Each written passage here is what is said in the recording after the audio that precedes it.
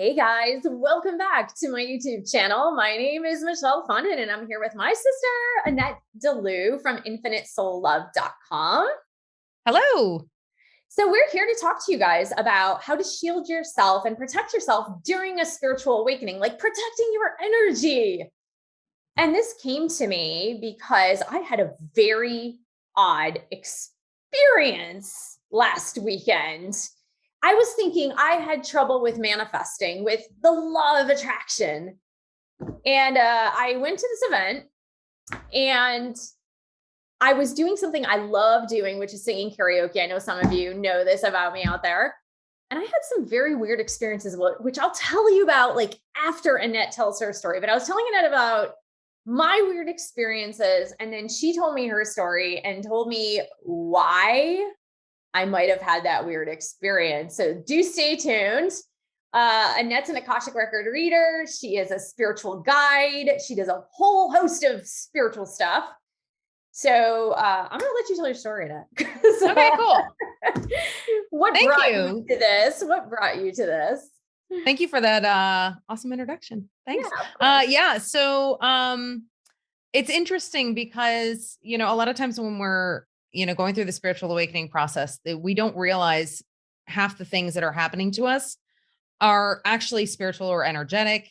And we're just like, why are these things happening? We don't understand. Well, so the story that I'm going to share today is about how this is pre-pandemic. I had just moved to Paris and I decided to do a Qigong seminar. And it just so happens that because the universe is awesome and puts things in your path that you need to see, I got this Facebook ad for a Qigong seminar in Paris. And it was English speaking with this guy from the US, which, okay, cool. So I signed up and it was out by Charles de Gaulle, which is the airport here, which is a good maybe hour from my place. And this is significant. And I'll tell you why when you get to the end of the story.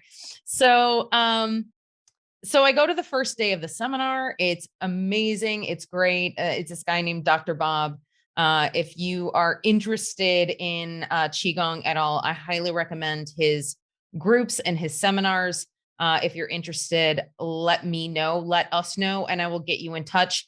He's one of those types of people that doesn't really have a website or anything like that. So like you have to like connect to, you have to connect to him through other people. So, or in the etheric field, you just call to him. Yeah. Bob, come to me. Yeah, exactly. Exactly. So, and that's why I'm shocked that I even found him through the Facebook ad, right? I mean, like it's all just like, it was so divinely guided. So the first day, the session was amazing. It was really great. It ended up being just me and one other guy and Dr. Bob and his partner, Melanie. And it was wonderful. And so as I'm leaving the seminar, it's dark out because it was, sort of, I think fall or winter. I can't remember the time of year, but it was dark by the time I left, which was about 6:37. And I'm practicing shining my light, which is, part of what we were trying to get to in the seminar. So, I'm shining my light and I'm practicing like really being grounded in it. And I'm doing all the things that like I learned throughout the day as I'm walking to the bus stop. No, okay. Wait, didn't Dr. Bob tell you before you left to like, make sure you shine your light? Yeah, it was something to that effect. Yeah, it was something about practicing what we had been doing throughout the course of the seminar, which was really deep, like digging deep into the grounding and really like experiencing your light and that kind of thing. So, didn't actually think about this aspect of it. So, keep in mind, it's an hour away from my place. So I had to take 2 buses to get there. So I'm waiting at the bus stop and I'm practicing shining my light and I'm grounding myself and I'm like, yay, I'm this big bright light. And yeah, I really was. And every single moth decided that it wanted to be in my light too. So like now, people from, for the viewers out there, she's not talking about actual moths. No, I'm talking about like every person in the vicinity of the bus stop were like gravitating toward me. So like there were a couple of different guys that came up. There were a couple of different people that just came up and asked me things. And keep in mind, I had really just arrived in France like a few months earlier. So my French my French is still not fantastic, but it was really not fantastic back then. So like people are asking me things and I'm like, I have no idea what you're saying, so, and then finally like, this, I don't know what you're saying, but here's some light for you. yeah, exactly. Exactly. Not really realizing I'm like, oh, they're okay. Now I understand. But so there was this one guy in particular who basically sort of walks up to me and, starts talking to me, and I could understand him and I could speak to him. So, I responded to him, and he's like, oh, well, what are you doing here? And I basically told him I didn't know how to say qigong in French. So I basically said I was, here on a meditation seminar, and he's like, oh, great. And he gets out his wallet and he shows me like a picture of Mother Mary and like does all this stuff. And I was like, what is happening right now? Like, what is he doing? So like, he's just really interested in talking to me. And I'm like, oh, okay. So then I get on the bus. When the bus arrives, he gets on the bus right after me and sits right down next to me and continues talking. And I was like, oh, this is not good. Because, if anybody lives in a big city, that when somebody gets on a bus with you, you don't want to get off the bus at the stop that you live because you don't want him following you. Like, I've had weird things like that happening. So weird. Yeah. So I'm sitting there just like manifesting in my seat. I'm like, please make him get out of this bus before my stop. Please let him get out of this bus before my stop.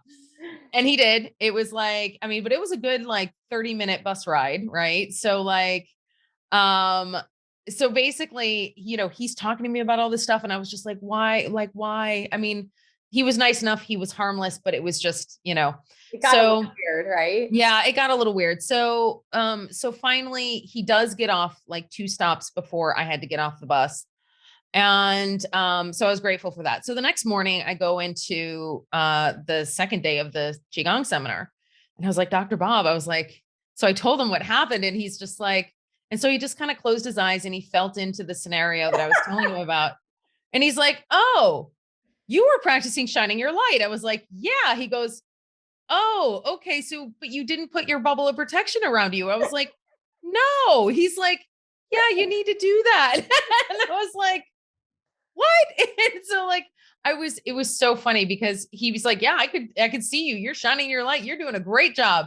He's like, but yeah, exactly what he said. He's like, all the moths were coming to that light being like, hey, we want some of your light, So, oh my God. So you had this experience in 2019. Yes. And, I've known about like, we talk about, you and I talk about like Archangel Michael, please protect me, put a shield of white light, blue light, pink light around me. But as we are ascending in our spiritual awakening, we don't necessarily like upgrade. I think this is about upgrading to a good shield of protection. So I'll tell you my story and how Annette was like, yeah, I got to teach you this, what Dr. Bob taught me. Yeah. So I went to this karaoke / dance, line dance, like swing dance party with about, 100 people there. And I went to the karaoke room because I love singing karaoke. And, I had been worried about my power of manifestation and law of attraction because the last few months have been a little bit challenging. And so I was singing karaoke, and then everyone had to go to this other room for this dance party. Like it was a dance competition. And so I was like, okay, there's too many people in this room. It's too crowded. And right as I was like about to walk out, this guy who saw me singing karaoke was like, hey, I saw you singing karaoke. My name is so-and-so. And I'm like, oh, hi. Okay. Yeah, cool. So then I walk to the bathroom. I get out of the bathroom. The guy's waiting for me outside of the bathroom. And he's like, I know this is going to sound a little bit weird, but would you give me your number? And I'm like, sure. So me being the people pleaser, not having strong boundaries yet, I was like, sure. Okay. And I look at his phone and he already has my name typed into the phone. And I'm like, okay, this is really creepy. I continue to walk out, and some other guy is like, "Hey, I found a salsa dance event. Do you want to get out of here?" And I was like, "What is happening?" And, "Hey, I think my law of attraction's fixed." And she's like, "Maybe or maybe not."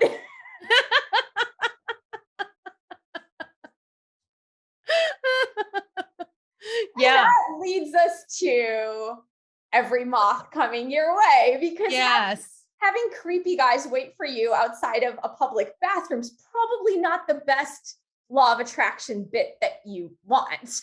Right.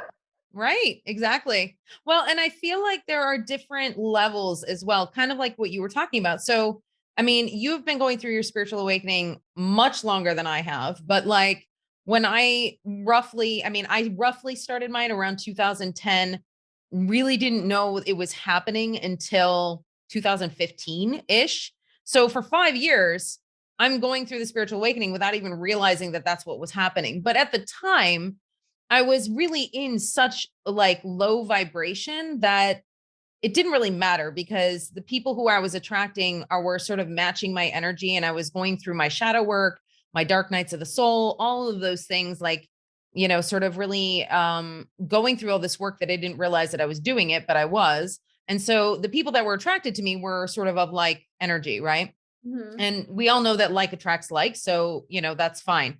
So that's why when Michelle told me this, it's like puzzling, right? Because you're like, well, like energy attracts like energy. So why would I be attracting these people that I don't want to come up to me Attract and talk to energy. me, or you know what I mean? So, Yeah. um, so basically I have been practicing this since I learned it from Dr. Bob, because it is such a powerful and valuable tool.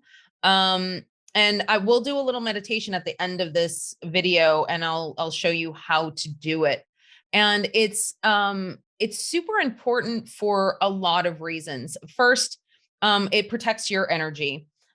Second, it actually is effective in sort of reflecting the energy back at the person who is trying to approach your energy field. Mhm. So it, in fact, actually shows them what they need to work on, whether they recognize it or not. That's a whole other thing, but it actually will continue to reflect back at them.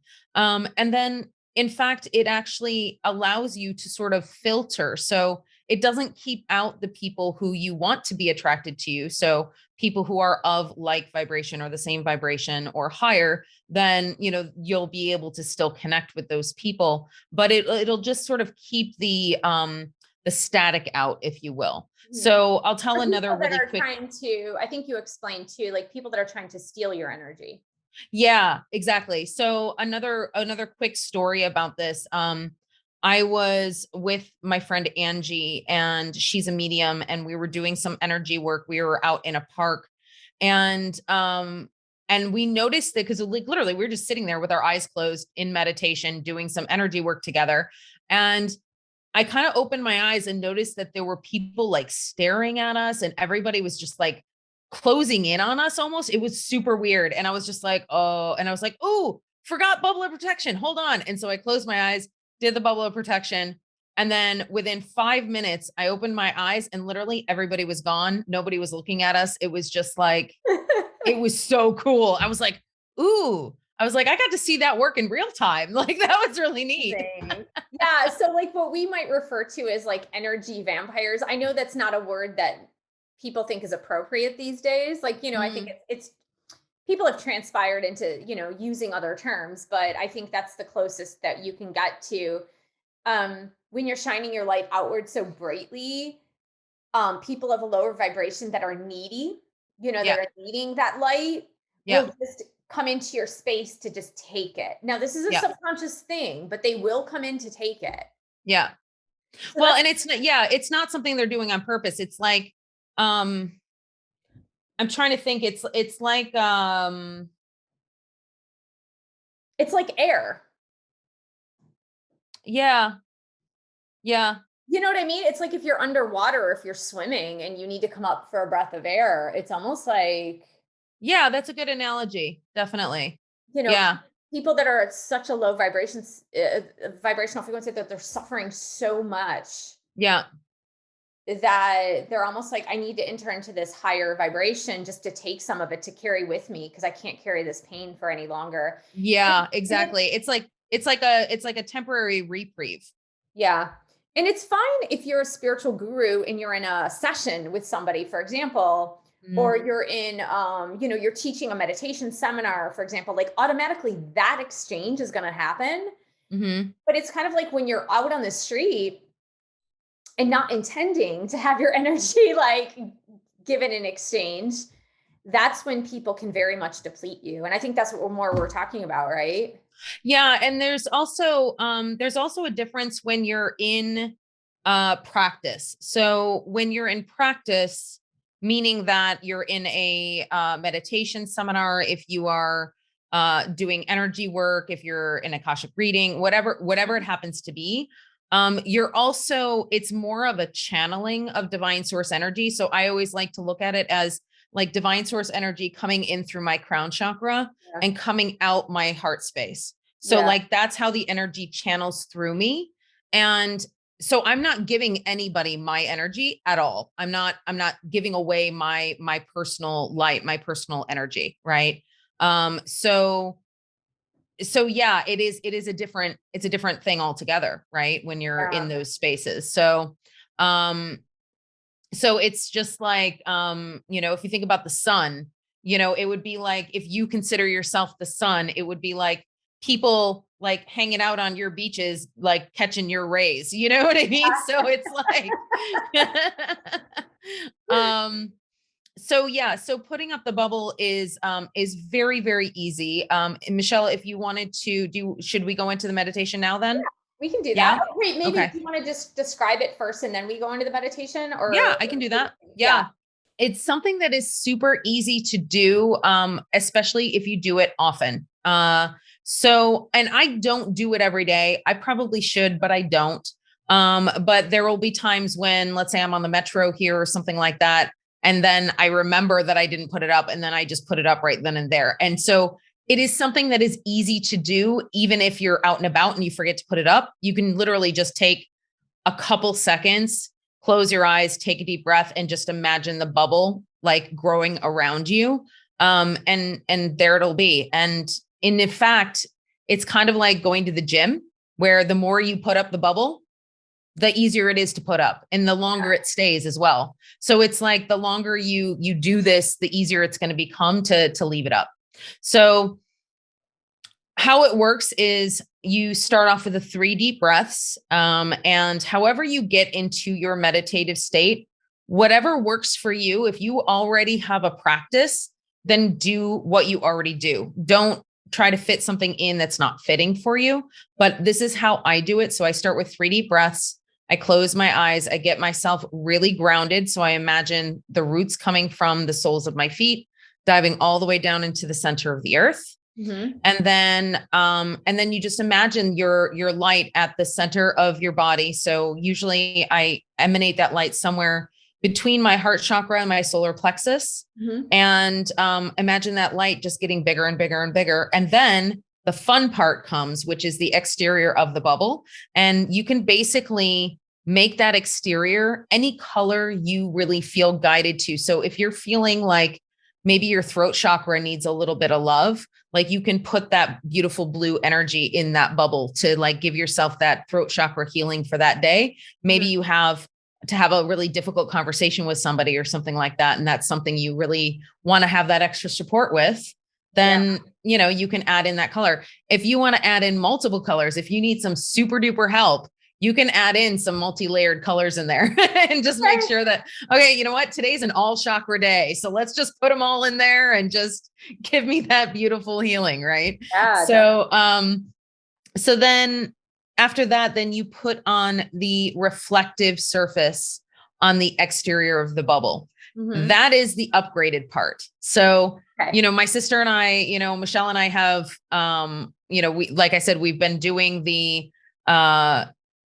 energy work and all these things, but like, you always say when you do your tarot readings, thank you, Archangel Michael, for giving us the beautiful protection. Right. Yeah. So, I mean, that's essentially putting up that bubble, except for the fact that when you don't have the reflective surface, it doesn't reflect that energy back at the people that are trying to basically, sort of siphon your energy. Yeah. So, would you like to do a mini meditation for everybody? Yeah, let's do that. Okay.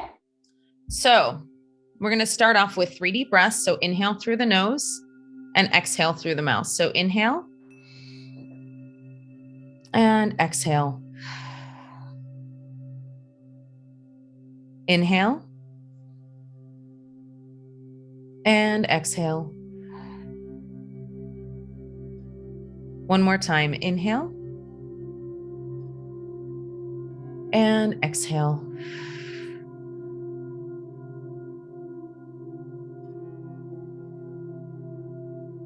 So I would like you to place your attention on the soles of your feet. And imagine you have 2 beautiful cords of light that go from the soles of your feet all the way down through to the center of the earth.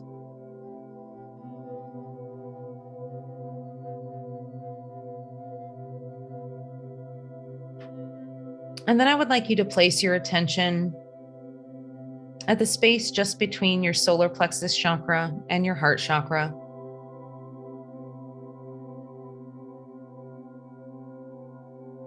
And imagine a beautiful ball of crystalline divine light.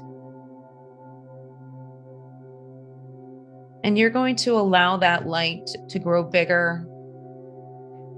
So it's just past your chest and your back. Allow it to grow a little bit bigger so it's just past your shoulders in all directions, 360 degrees. And allow that light to grow even bigger. So it's extending about 2 feet in every direction from that source point. And then allow that light to grow bigger. So it is now encapsulating your entire body in its entirety.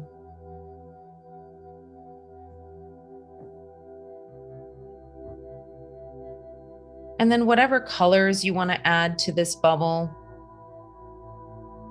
now is the time to do it. If you don't know what colors to add, just let your heart guide you. First color that comes to mind is usually the right one. And infuse that color into this beautiful bubble. And allow it to extend 3 more feet in every direction. So it is 3 feet below you, 3 feet above you, to each side, to your front, to the back.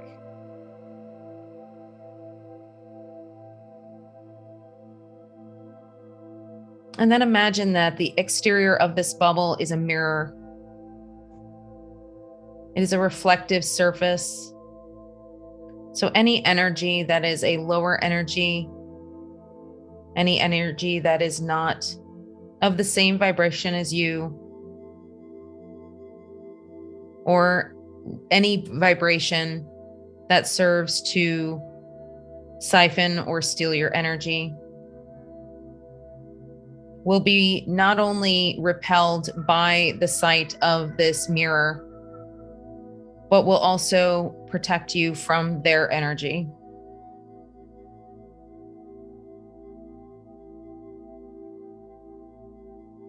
And that's it. All right. That's awesome. Thank you. Yeah. So actually, it takes much longer to speak the actual bubble meditation than it takes to do it, right? Yeah. So you can see that after, doing it once or twice, with the prompts, then you can actually start creating your own practice of growing that bubble, putting the reflective surface. And it could take, a minute, it could take 3 minutes, it can take however long you want if you want to spend some good, time there. Because it's nice energy, right? It's a nice energy to be in. But like I said, if you're in a hurry, you can put it up pretty quickly. Yeah, that's amazing. And I actually did this for the first time after I spoke with Annette about this. I was telling you about the gym and how I like to go in the weightlifting section of the gym, and it's like 95% men. And not that that's a bad thing. I like to hang out with guys. Yeah.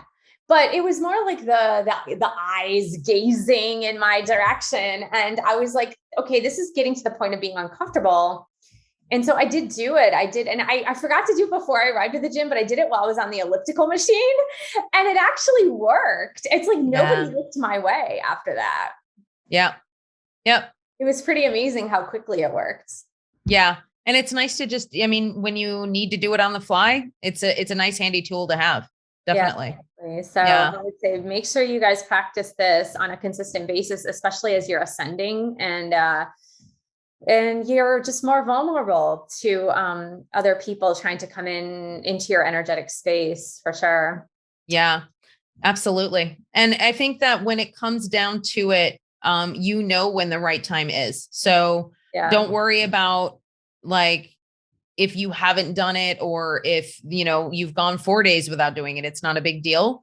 Just, when you need it, and put it up when you do.